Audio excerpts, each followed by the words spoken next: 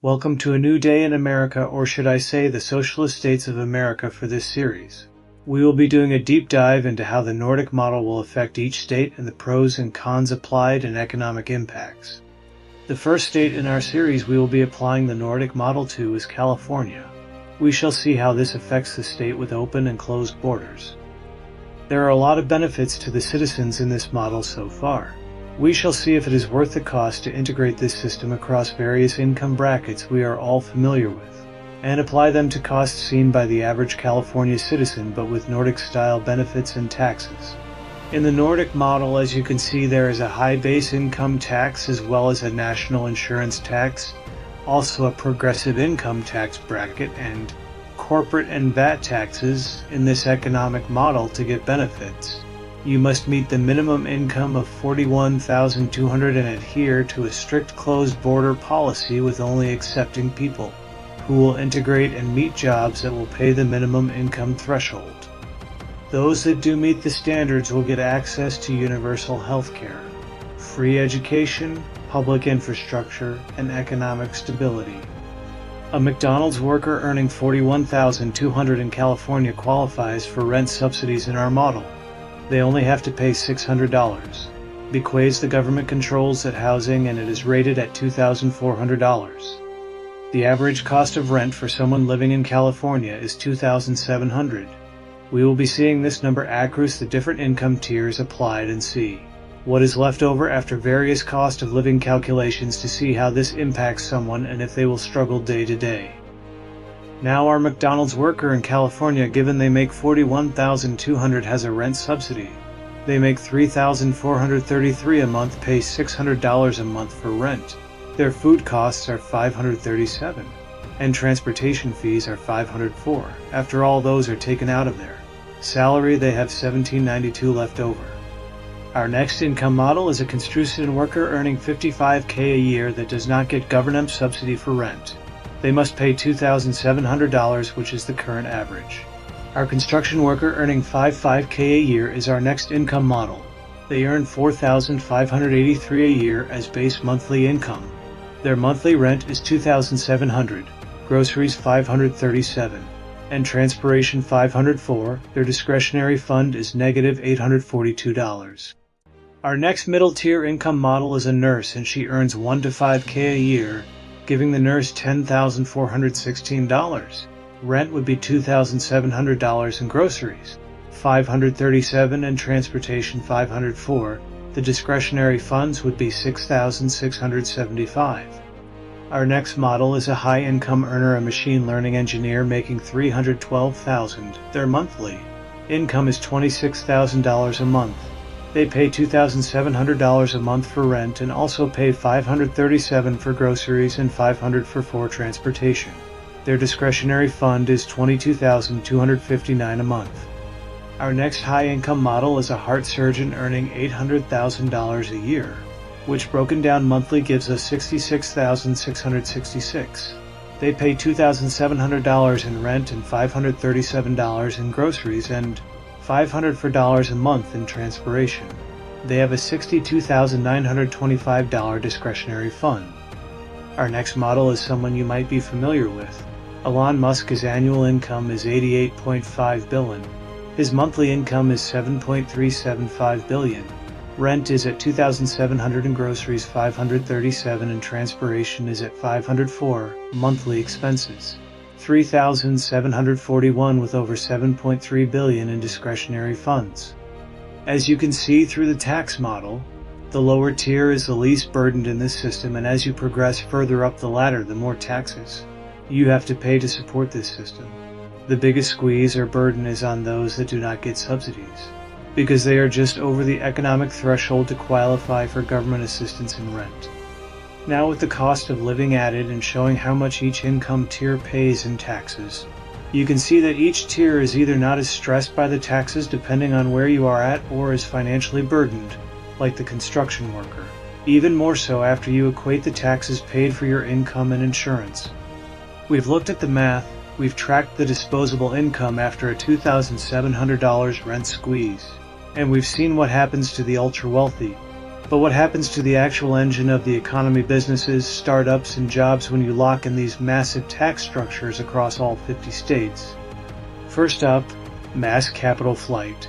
When corporate and wealth taxes climb to these unprecedented levels, mobile wealth doesn't just sit there and take the hit. Capital reserves, headquarters, and high net worth individuals instantly look for friendlier borders. The money moves, and local investment dries up overnight. That leads directly to a venture capital drought. High-risk investments are heavily penalized under heavy taxation, meaning early-stage startup funding essentially turns into a desert. New technology and market innovation stall out because the financial incentives to fund them are gone. On the ground level, businesses face intense margin compression to stay competitive against foreign markets. Companies have to choose between massive downsizing, hiring freezes, or packing up and moving abroad entirely, often accelerating automation just to survive the tax burden. And finally, what about top-tier talent? When specialized professionals like heart surgeons and machine learning engineers face steep progressive tax bites, you trigger a classic brain drain. Top minds emigrate to regions where their compensation matches their years of rigorous training. So while the flat-rate socialist model sounds uniform on paper, the secondary shockwaves to business and labor tell a completely different story. Next up, we flip the script to the capitalist breakdown. Make sure to subscribe, and I'll see you in the next state. Up until this point, we've looked at our closed-loop economic model, standardized costs, fixed tax rates, and a strict baseline for every tier from the McDonald's worker all the way up to our running Elon Musk gag. But today, we are going to break the model completely. We are pulling back the curtain on what happens when millions of new people and millions of new dollars suddenly pour into this rigid system all at once. When you inject millions of individuals into a state framework that is pre-calculated rents, fixed utility thresholds, and standardized goods pricing, the immediate shock isn't financial, it's structural. On paper, proponents of this model argue that a massive influx of population expands the tax base exponentially. More workers mean more 4.0% low-tier contributions, more mid-tier labor, and a broader pool to fund public services. But in practice, a rigid socialist state doesn't have elastic pricing to absorb that kind of shock. Remember our baseline rule: rent is pegged at $2,700 for California in this scenario. In a normal market, when millions of people flood into a region, demand spikes and prices skyrocket to clear the market. But under strict regulatory and socialist price controls, you can't just let market rents rise to balance supply and demand.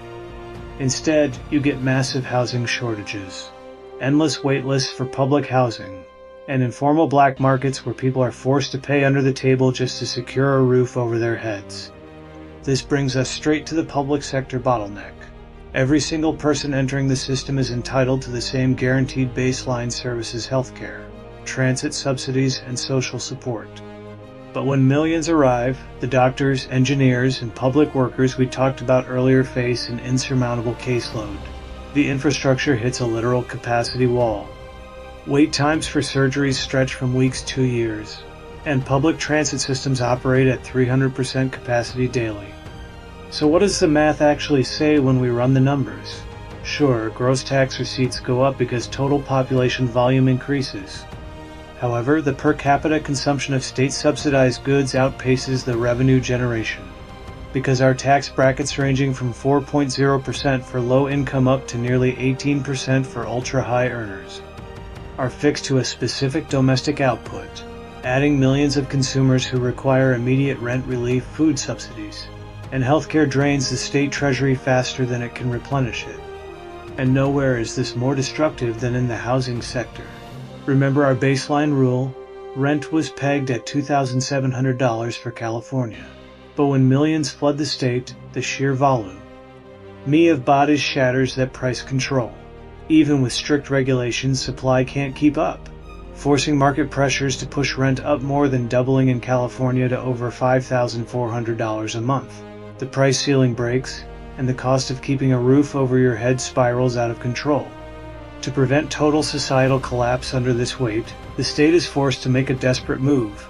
It has to dramatically lower the bar for benefits: healthcare access, public housing priority, ND social support thresholds get watered down thin just to stretch the resources across millions of new arrivals. The safety net doesn't catch people anymore, it turns into a very thin wire that barely holds anyone at all. So what does the math actually say when we run the numbers? With capital flight driving away our ultra-high earners and corporate tax bases shrinking, the state still needs revenue to fund the baseline. And that brings us to the ultimate consequence. The financial burden shifts directly down to the bottom. The McDonald's worker, making $41,200 a year, suddenly finds themselves carrying the weight of a bloated overcapacity system through consumption taxes, squeezed margins, and skyrocketing living costs. This is where the model completely breaks down. A closed socialist system relies on absolute equilibrium. When millions pour in, rent doubles, benefits are slashed to the bone, and the working class absorbs the tax punishment, the math stops working entirely.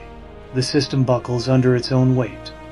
Over the course of this California episode, we've taken an unflinching look at a radical macroeconomic experiment on socialist framework applied right here to the Golden State in our closed border baseline. The system actually functions in a very specific way. For the middle-income worker, the nurse, and the engineer, the flat tax structure and guaranteed public provisions create a predictable, highly regulated lifestyle. The math balances because every variable is locked in place. But as we've dissected throughout this series, this model is resting on a razor-thin margin of error. It completely exposes its core vulnerability the moment you look at what happens outside of ideal conditions. If you don't have a compliant, stable population working at fixed income levels who seamlessly integrate and meet the minimum income thresholds to fund the treasury, the entire architecture starts to groan. The system relies entirely on absolute equilibrium, meaning every single person must play their designated role in the tax matrix for the public safety net to stay solvent. And when we tested the boundaries by breaking the model, introducing millions of new people, watching California rent more than double, seeing benefit thresholds watered down to the bone, and tracking how the ultimate fiscal burden shifts straight down onto the shoulders of the McDonald's worker, we saw the true cost of rigidity. When scale hits a closed socialist framework, price controls shatter, housing collapses, and the working class pays the ultimate price to keep a bloated system on life support. This is where the model breaks. A closed socialist system relies on absolute equilibrium between what goes in and what comes out. When millions pour in without a proportional leap in heavy industrial output or high-tech corporate revenue, the system faces to grim choices: institute severe rationing of goods and services, or completely rewrite the tax code to demand even steeper sacrifices from the remaining workforce. The math simply stops working. So what is the ultimate takeaway from California? On one hand, proponents argue that a system like this eliminates the brutal extremes of capitalist inequality, guaranteeing housing, healthcare, and baseline survival under a unified umbrella as long as the borders are tightly sealed and the math stays pristine. On the other hand, critics point out that the moment human migration, market pressure, or capital flight enters the equation, the system requires extreme authoritarian controls, rationing, and heavy taxation of the working class just to survive. Because when you strip away the charts, the tax percentages, and the Elon Musk running gags, this series ultimately forces us to confront a much deeper philosophical question about human nature and economic reality.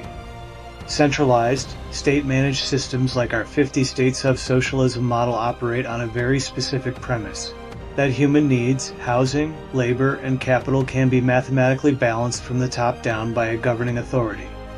Proponents argue that this removes the cruelty of market lottery, that no one should lose their health care or their home simply because of economic volatility.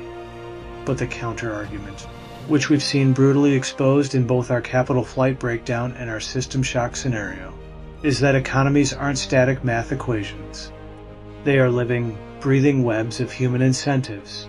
The moment you cap a reward, fix a price, or mandate a universal rule, human behavior adapts. Capital moves, talent emigrates, and the system is forced to choose between strict authoritarian rationing or economic collapse. It begs the ultimate question: can a society ever truly legislate equality without accidentally legislating away the very productivity that sustains it? We've laid out the numbers, the taxes, the Elon Musk running gags, and the catastrophic breaking points. Now the final judgment rests entirely in your hands. Is a rigid, guaranteed benefit socialist framework worth the heavy cost of personal and economic restriction? Or is the chaos of a free market the only way a society can truly scale? Drop your thoughts in the comments below, hit subscribe as we move on to state number 2, and I'll see you in the next breakdown.